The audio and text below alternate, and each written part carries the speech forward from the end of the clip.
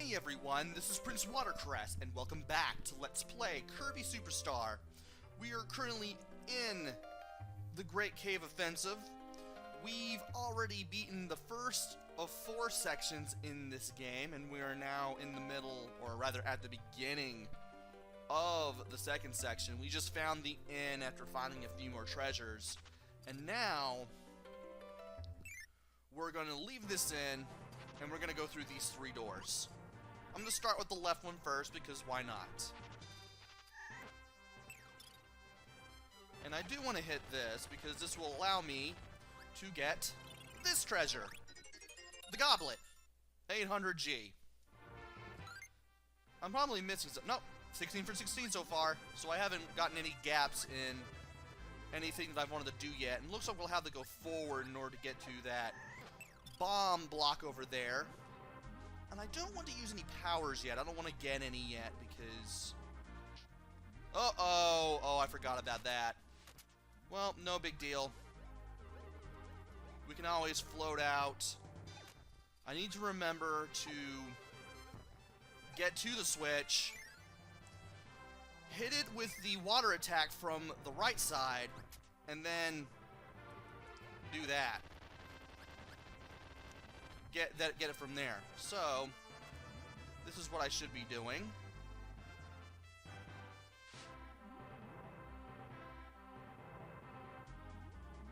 Okay. Position myself just like that, and there we go. Saucepan. Worth only 10G, but it was worth getting anyway. And that was number 17.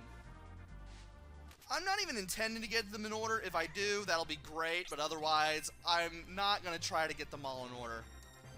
And it's a good thing I got crashed, because this will allow us to get this. We'll be able to hit that switch. Only way you can do it from this side.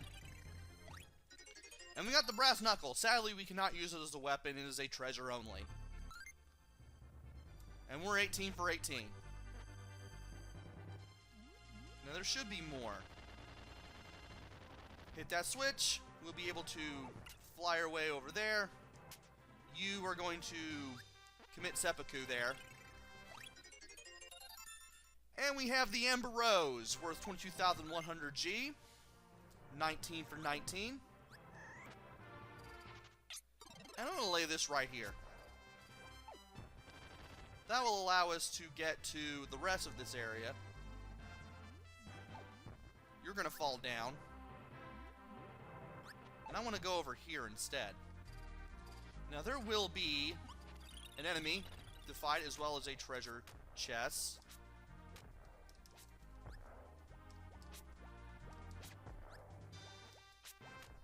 And there we go. Had to concentrate to get those bombs thrown so I could hit them from a distance, and there are the nunchucks.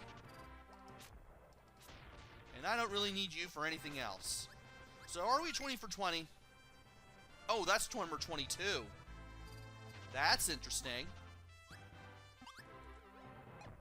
Ow. I wonder, were we supposed to go in that area? We were. And something tells me that if I go in here, I'll be able to get 2 treasures. The fish fossil.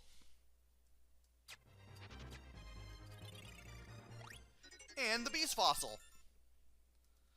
So, now we should be back on track. Yeah, we're finally 22 for 22. We're getting through this pretty quickly. Also, if this part ever plays again, I'll definitely, like, stay quiet for it. So that way...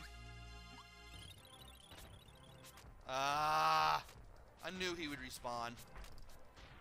Good thing I knew how to take care of him quickly. But if that part ever plays again, that part plays again, I'll definitely be quiet for it. There's nothing else that we can do here. I do, however, want to go to the inn and heal up. Because I can. And save the game. So now... I'll try the right segment first. I don't know if that will take me to the final area or not. You know what? No. I'm going to go to the middle door first. I'm going to go to the middle door next. And there is a treasure there, but the current will push us away. I'd rather show that off anyway, because we will have to go forward in order to get it. And there is an enemy who will probably... No, he won't fall over there. And there's a jet enemy, Capsule J. I'll show off that ability one day. And that'll take care of him. I was not fast enough to get rid of that squid. Oh well. But speaking of being fast enough to do things, I do want to be fast enough in order to get the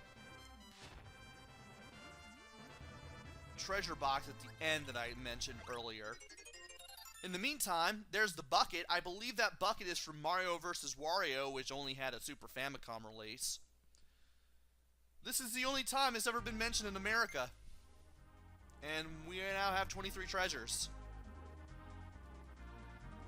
And I want to be careful over here as well. That will lead to more area, but I want to go down from here. Because...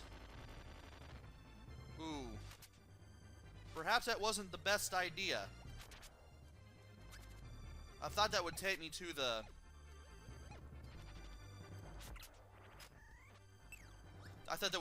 treasure, but nope, I forgot all about that current. And there's the jet ability that I've been wanting to show off for so long. Turn Kirby into a dangerous jet. Store jet power by holding Y. The more power you store, the more powerful the attack. Hold Y to store power, and release it to do a jet kick. If you have max power stored, you do a jet dash. And let's see here. And I'm pretty sure that if you are at max power, you can press Y again, and you can throw the jet cracker, which is basically a projectile. That's what I was trying to figure out. You can fly forward fast in the air just by pressing Y2. And if you press Y near an enemy, you'll be able to grab them and press Y again to grab them and knock them back with your jet engine. If you have max power when you do it, you'll basically grab them, fly into the air, and then drive them into the ground. Kind of like the jetpack bosses from Streets of Rage 2 and 3. And if you're holding B, you can, or rather, if you're holding Y, you can press B to save that power, and of course, you can use B in the air to hover. If you have maximum power stored and you press B while you have that power stored, you'll do a super high jump.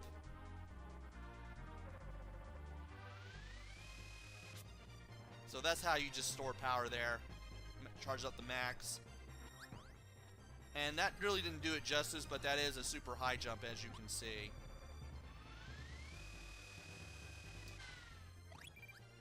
And the jet power-up made it really easy to get that tomato. I'm surprised. Well, not really. I knew it could do that. And now... I do want to break these. And get the summertime. Another 250,000 gold. And we are now 24 for 24. And as much as I want to say that we are now 2/3 of the way through this, I don't believe we're there quite yet. This is the part I was thinking of. If you need to, hold right. Try not to hit the okay. Try not to hit the Gordos. I'm going to take it slow here. There is the thing I'm looking for. And you will get sucked to the back to the left really quickly, so you want to be ready to press up to get the $100 coin, which is really worth 10,000 G. And we should be done here. Yeah, we are done with this segment. Anyway, here's Capsule J. And there goes Capsule J. And he turns into a little jet when you hit him with the beam. The little helper beam. So now we are done with the middle door, and the right door is what I thought it did. It was the path to the boss. There's going to be another boss! And we do want to break these blocks because I think there is a treasure box somewhere, and there is. The Falcon helmet. I believe that is a reference to Captain Falcon from F-Zero. And number 27. So we're missing 26, but we should be able to find it. And it's got to be over here. And it's a good thing we hit that from a distance, because we would have had to deal with the spikes if we didn't. Well, both of the ways anyway. So we got the Ancient Gem. That was number 26. And, you can have it. I'll just go over here and re-get it again. And I thought I was going to be needing health after that, but apparently that is not the case. I don't know why you're taking my power. There's another guy with the boomerang and I can just get it from. You're batting 1,000, but you're not really thinking this through, guy. And there should be something down here. And there is. There is the dud, the bomb that never exploded. 30G. Okay, number 28. It took me a while to realize it was a bomb. When I was a kid, I thought it was a piece of candy. It's kind of weird. Also, this led to nothing but another Boomerang Poppy brother. And now we have even more food. And going over here would have been your only hint to tell you, hey, there are 2 treasures here. You need to find the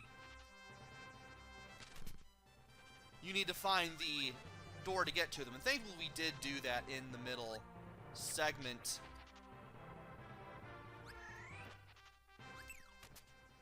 There we go. These guys keep trying to take my power, but I can always get it back from them. And another Max and Tomato that I'm not going to need. Want to be careful here. That's why I walked slowly just a little bit, because if I stop to dash, I'm going to run into something. Like, I always moved a little bit backwards. Something I didn't want to do. And then I hit something anyway. But man, those Gordos take off a lot of power. There's the Truth Mirror, 500,000 gold. Probably one of the most expensive things we can find in the game. How are we doing? 29. Okay then. And we're now back on the other side of where we would have been if we went upwards. Well, any power will do for this one.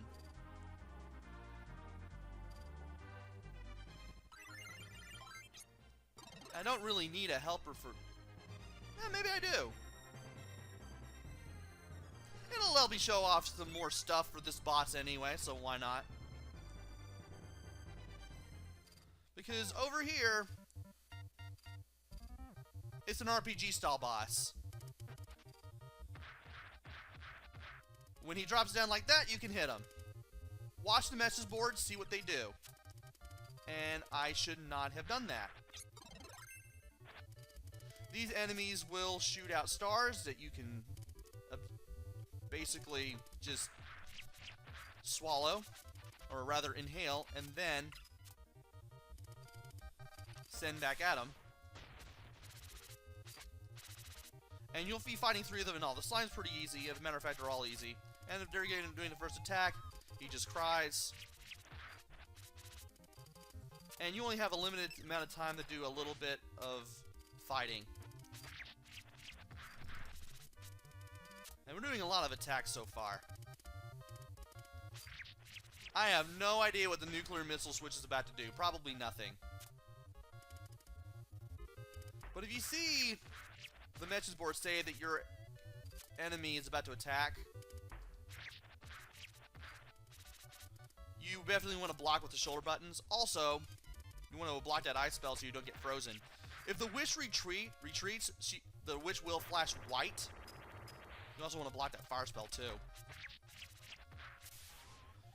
And anyway, when the witch retreats,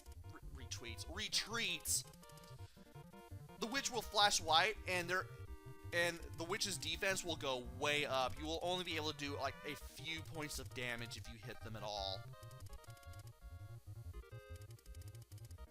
Not the best thing to deal with if you have an ability.